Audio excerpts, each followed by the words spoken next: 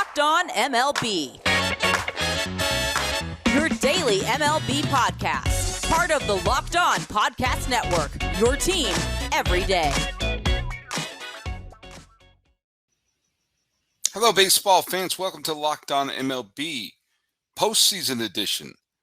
This is the daily podcast. We talk about all of Major League Baseball. I'm your host, Paul Francis Sullivan. If you're watching me on YouTube, you can see right down there. You can call me Sully. Today's episode, which I'm recording and probably will be dropping very late on the 5th day of October 2021, we are going to be talking about the American League wildcard game, why Alex Cora owes Phil Nevin a big steak dinner, and we preview the National League wildcard game, which is taking place later on, I guess today, whenever you're listening to this. It's happening on Wednesday. Anyway, this show is available on the free and easy-to-use Odyssey app, and I just want to say thank you for making Locked On MLB your first listen every day. We are free and available on all platforms, including YouTube, including all your iOS devices, including all of your Android devices. If you want to follow us on Twitter, check us out at Locked On MLB Pods. Same handle for Instagram. If you have a smart device, be sure to tell it to play podcast Locked On MLB, or check out some of the other great shows on the Locked On Podcast Network, including Locked On Fantasy Baseball with Scott Cullen. Although, do they have fantasy baseball in the postseason? Listen to the show anyway. They know more than me. And as I said, you can follow me at Sully Baseball on Twitter, Sully Baseball Podcast on Instagram. So the playoffs have begun, and as someone who grew up as a native New Englander, and as someone who is, I make no bones about it, I'm not a Yankee fan. I picked the Yankees to clobber the Red Sox in the wild card game, but it goes to show you it's a one-game playoff. And if you had told me when the Red Sox dropped the series to Baltimore right after getting swept by the Yankees that the Red Sox would go on to the division series, I would have thought you were nuts. I was said right there, this is not a playoff team, but evidently they are. Kind of, for Red Sox fans, this kind of takes the sting out of all those Giancarlo Stanton home runs in that horrible series that took place earlier. Let's break down just a couple of things here. First of all, give credit where credit is due. A great performance by Nathan Eovaldi, great performance by most of the Red Sox relievers, and great for Xander Bogaerts to put the Yankees on their heels right away, down 2-0 in the first, put the seeded doubt in Garrett Cole's head.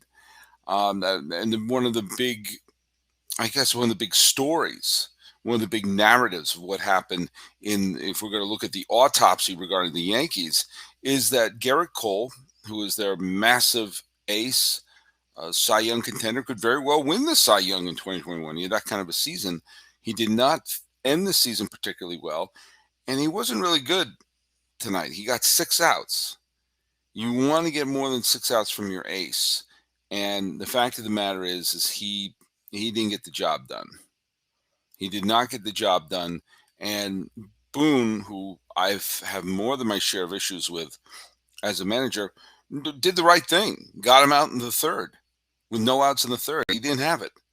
And when it is a potential elimination game, you can't manage like it's a game in June or July. You can't allow Cole to pitch his way out of it. He didn't have it. And as it turned out, Holmes came in and did a fantastic job out of the bullpen, giving them the Yankees 2 shutout innings, inducing a double play, and allowing the game to stay close. Remember, it was 3-1 in that fateful 6th inning. It was still a close game. The Yankees were within striking distance until the Red Sox put together a couple runs towards the end. It's funny. Giancarlo Stanton hit 2 drives that in any other park would have been a home run. In fact, John Sterling thought one of them was a home run in the first inning. You're going to hear that clip from John Sterling calling the fly ball single a home run. I have some sympathy for John Sterling, but at the same time, your job as a radio announcer is to describe exactly what's happening for the people who can't watch it. You're their eyes. And when he's saying things like that, oh, it's Stantonian home run, blah, blah, blah, blah, blah, blah, blah, and you're driving your car around Teaneck, New Jersey, and you just thought the Yankees got a top of the first inning home run by Giancarlo Stanton, and suddenly they didn't. Yeah, that's not good. That's not good. And I've been a defender of John Sterling. I'm not a huge John Sterling fan, but I'm not a huge detractor of his. But that's a pretty embarrassing blunder. And of course, people are going to bring up the fact that he's over 80 years old in the booth. I mean, look at it, I don't think someone should be removed from their job because they're over 80 years old, but at the same time, someone shouldn't keep a job like that for life. All right, but that being said, John Sterling didn't lose that game. But the point I was making is that that Giancarlo Stanton hit two bombs. The one that Sterling thought was a home run, and then later the ball that ricocheted off the wall. That I believe in most other parts, those would have been home runs. And then he hit a fly ball down the right field line, which in most parks would have been a double, but in Fenway Park was a home run. So I guess in some ways there was some justice for Stanton. But here's the deal. I want to talk about one thing that is, I'm not going to steer this towards old man Sully territory. I'm not. I understand the metrics of pulling pitchers at a certain time. I get it. I also get that you cannot manage a elimination game like it's a normal game. I also get that. And sometimes you want to make sure your starting pitcher can get you to a point that you can turn the car keys over to the bullpen and start mixing and matching. That being said, in an elimination game, you also have to play a little bit by feel. In an elimination game, you have to make some decision that makes you say, hey, look, I know our goal was to do, X, Y, and Z with this pitcher, but if they're pitching really, really well, maybe we roll the dice with them. Maybe we try to stretch them as long as possible. This was my biggest problem with the pulling of Snell in the World Series last year, that it was an elimination game for the Rays. Snell was looking fantastic. And, why not see if you can squeeze a couple more a couple more outs out of him? And they didn't. They pulled him, and it cost them the World Series. Well, I'll bring up today's game against Cora, and I'll also remind you that the previous night in the World Series, in Game 5 of that World Series last year, I felt Dave Roberts pulled Clayton Kershaw out far too early. Excuse me, far, far too early. And I called him out on it. Now, as it turned out, it didn't cost the Dodgers the game. And as it turned out, the Dodgers went on to win the World Series. That doesn't mean he made the right decision, just because it happened to work out in his favor. The same thing could be said about Cora tonight. Look, the Red Sox bullpen has had moments of being very good and has had moments of being pretty rotten.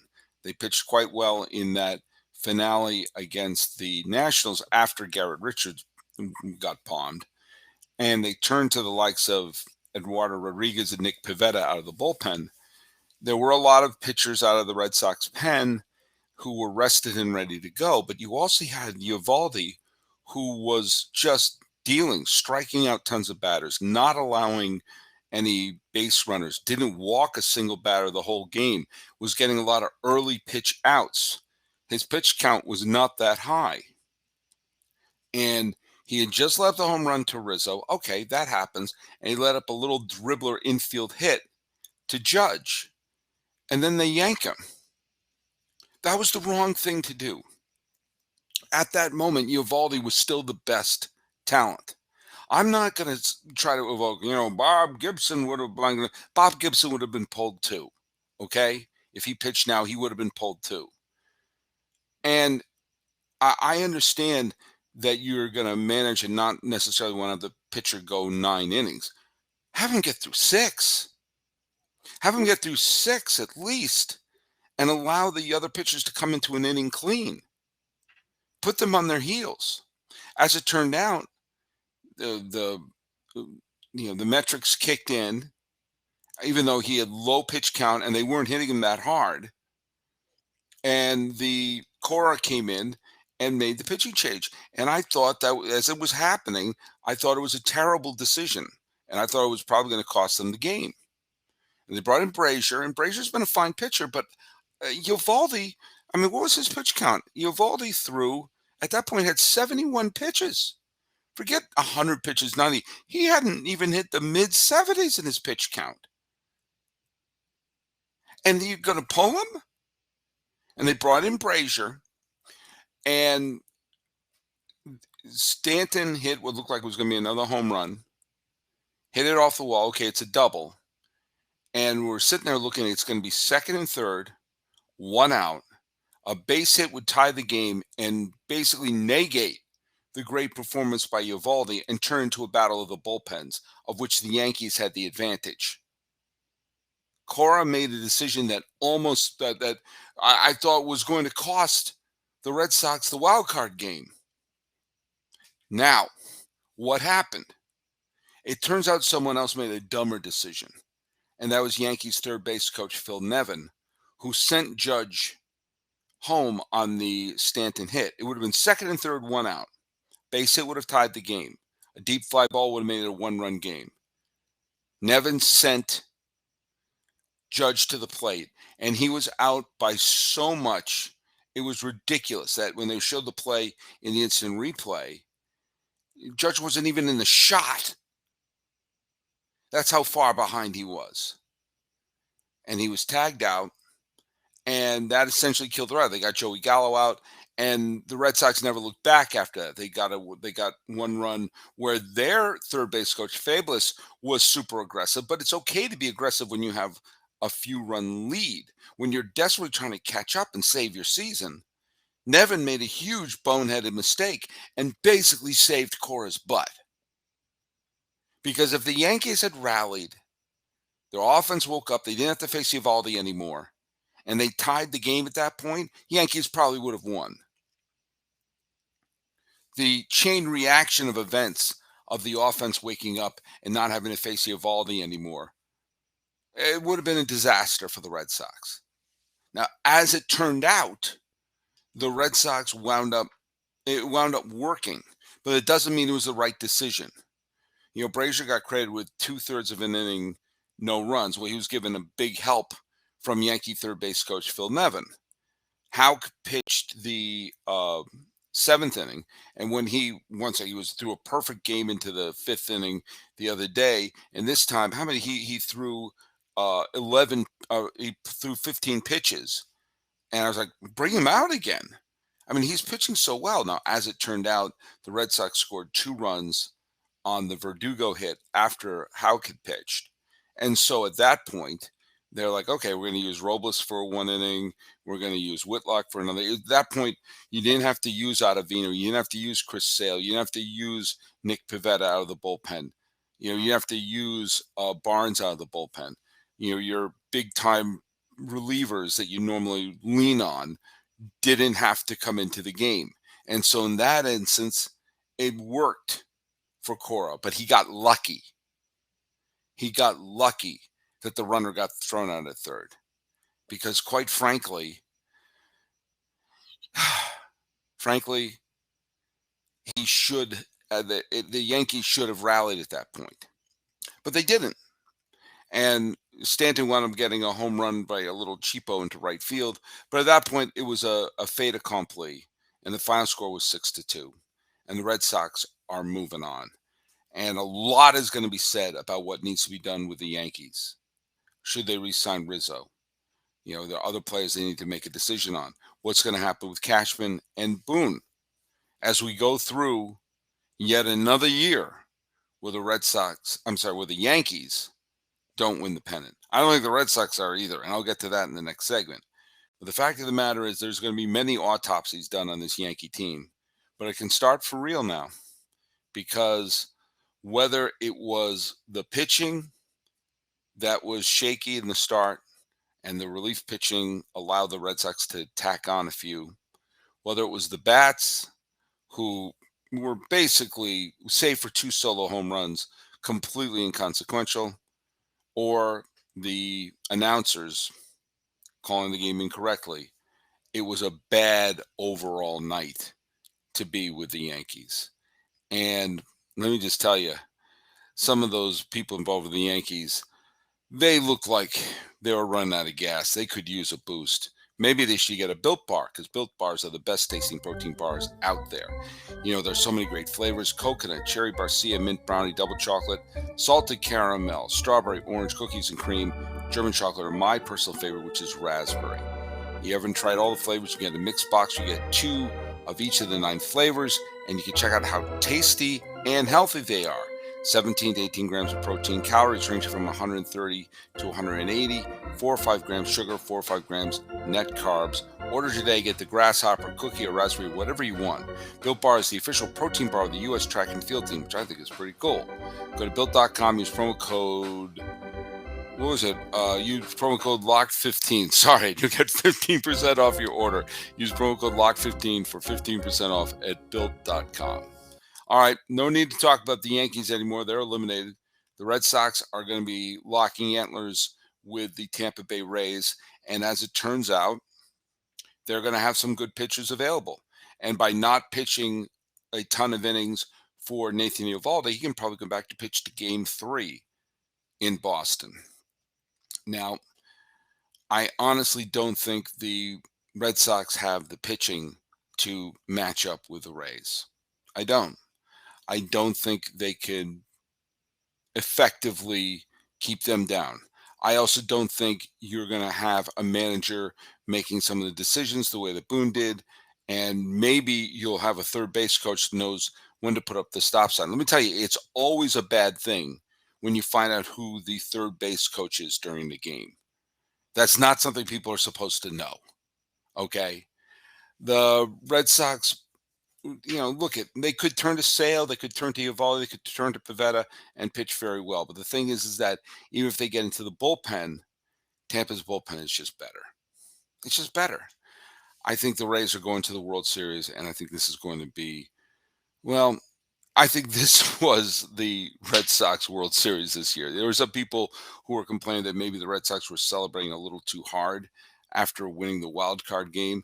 But the fact of the matter is, this is going to be the biggest thing for this particular year for the Red Sox, because I really don't see them going much further than that. And the Rays have so much depth in their starting staff and so much depth in their bullpen that, let's just face it, they're going to move forward. It's going to be all them. And so, I had picked the Yankees to play the Rays and the Rays sweeping them. I'll switch out the names of the teams. I think the Rays are going to sweep the Red Sox. I just don't see them putting together a winning team. But then again, I thought the Red Sox were going to be clobbered by the Yankees today, 7-1. So there you have that. But, you'll see Cora should be able to trust his pitchers a little more and allow things to happen. But in some ways, I don't think it matters, because the Rays are just better. And while I'm going to be rooting hard for the Red Sox, I, can be pretty certain that this Tampa Bay team is equipped to make a really, really long run in the postseason. In fact, I'm willing to bet on it. I'm willing to put my money where my mouth is and bet on it. And if I bet on it, I'm going to go to BetOnline, which is the number one spot for all the pro and college football action this season. The new update, site and interface, and more odds, props, and contests, BetOnline continues to be the number one source for all things football. Head to the website, use your mobile device to sign up today to receive your 50% welcome bonus on your first deposit. Then don't forget to use our promo code LOCKEDON to receive your bonus. From football, baseball, basketball, boxing, right to your favorite Las Vegas casino games, don't wait to take advantage of all the amazing offers available for the 2021 season. BetOnline is the fastest and easiest way to bet on all your favorite sports. BetOnline is where the game starts. All right, Wednesday is going to be the wild card game between Los Angeles and St. Louis. And the Cardinals had pretty much the exact same finale record, overall record, and September record that they had in 2011 when they stunned everybody to win the World Series and unseated a Goliath in the Philadelphia Phillies before going on to defeat the Rangers, and along the way played one of the great Game 6s in baseball history, which is Game 6 of 2011. Does this mean the Cardinals are going to win? Does this mean the Cardinals are going to be the World Series representatives in the National League? Probably not. I think the Dodgers are going to win because Max Scherzer's on the mound. But Scherzer's had a couple of iffy outings, and Adam Wainwright is a been there, done that kind of pitcher. And, you look around and said, who's going to be the big star of this? Who's going to be the player who's going to step up? And the Goldschmidts and the Arenados and the O'Neills and the Molinas are all more than capable of stepping up and getting the big, huge hit.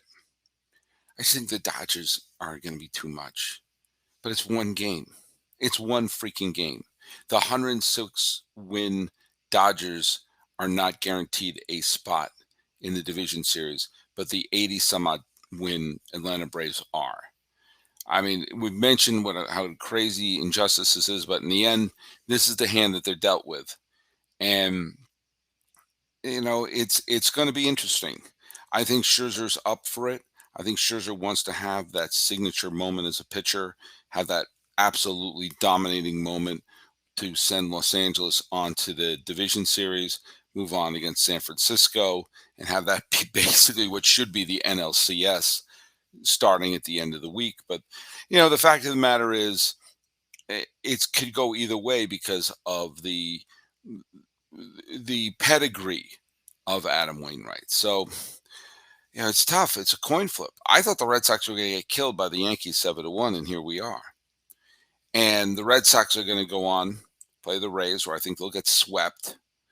And if the Cardinals find a way to win, just the complexion of the National League postseason, even though I picked the Brewers to win it all, I think the Giants would absolutely clobber the Cardinals. And then we'll see. Absolutely we'll see. But there'll be a tremendous amount of scrutiny placed on Dave Roberts if he happens to blow the wild card lead, but it would be undeserving, I think. Boone with the Yankees? Maybe.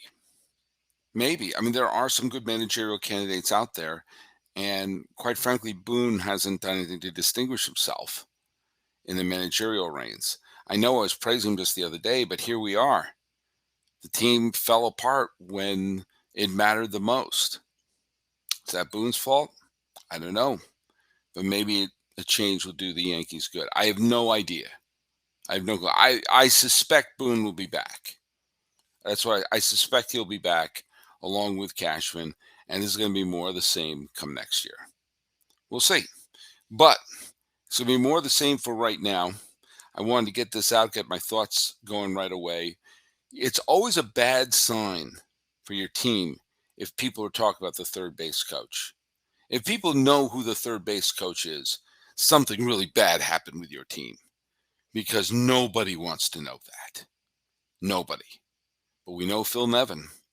And I'm already starting to see that Garrett Cole is getting the lion's share of the blame. And I understand that. But the bats other than Stanton and Judge and Rizzo were complete non-factors.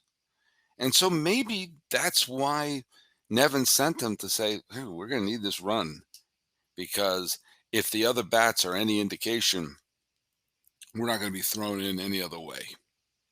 But, alas, we're going on to the wild card game, and then the real fun begins when the playoff series start. And those are series that can develop a character, that can develop a sense of direction. It's tough to do that with one game.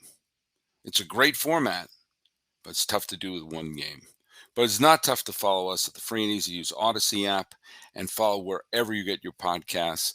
And once again, I just have to say, I want to thank you all for making Locked On MLB your first listen every day because we're free and available on all platforms.